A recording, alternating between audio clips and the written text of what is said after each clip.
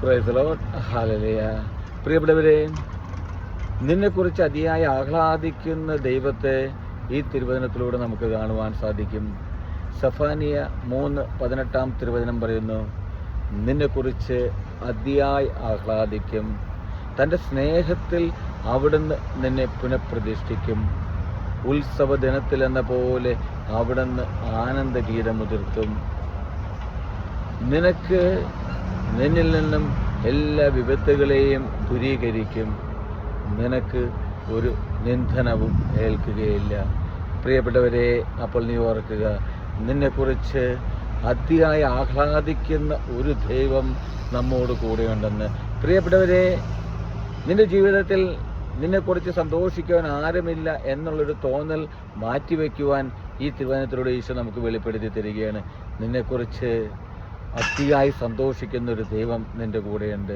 തൻ്റെ സ്നേഹത്തിൽ അവിടുന്ന് നിന്നെ പുനഃപ്രതിഷ്ഠിക്കും എന്ന് പറയുകയാണ്. പ്രിയപ്പെട്ടവരെ, നിൻ്റെ ജീവിതത്തിൽ അപ്പൻ്റെയോ അമ്മയുടെയോ സഹോദരങ്ങളുടെയോ സ്നേഹിതരുടെ അല്ലെങ്കിൽ ആരുടെ എല്ലാം സ്നേഹം നിനക്ക് നഷ്ടപ്പെട്ടാലും നിന്നെ തൻ്റെ സ്നേഹത്താൽ പൊതിഞ്ഞ് പുനഃപ്രതിഷ്ഠിക്കുന്ന ഒരു ദൈവം നിൻ്റെ കൂടെ ഉണ്ടെന്ന് നീ ഓർക്കുക. മറക്കണ്ട പ്രിയപ്പെട്ടവരെ, ആരെല്ലാം നിന്നെ വെറുത്താലും ആരെല്ലാം നിന്നെ സ്നേഹിക്കാണ്ടിരുന്നാലും നിന്നെ സ്നേഹിക്കുന്ന ദൈവം നിൻ്റെ കൂടെയുണ്ട്. ഈശോ പറയുകയാണ് പ്രിയപ്പെട്ടവരെ, ഈശോ വെളിപ്പെടുത്തി തരികയാണ്, ഈശോ പ്രോമിസ് ചെയ്യാണ്, നിനക്കൊരു വിപത്തും സംഭവിക്കില്ലെന്ന്, ഒരു ആപത്തും നിൻ്റെ ജീവിതത്തിൽ ഉണ്ടാകില്ലെന്ന്, നീ നിൻ്റെ ദൈവത്തിൻ്റെ കരങ്ങളിൽ സുരക്ഷിതനാണെന്ന്. പ്രിയപ്പെട്ടവർ, ഒരു നിന്ദനവും ഈ ലോകത്തിൽ ഒരു മനുഷ്യരുടെ മുമ്പിൽ നിന്ദനമേൽക്കാൻ ദൈവം നിന്നെ അനുവദിക്കില്ല. നീ ചേർന്നിരിക്കേണ്ടത് നിൻ്റെ ദൈവത്തിൻ്റെ കൂടെയാണ്.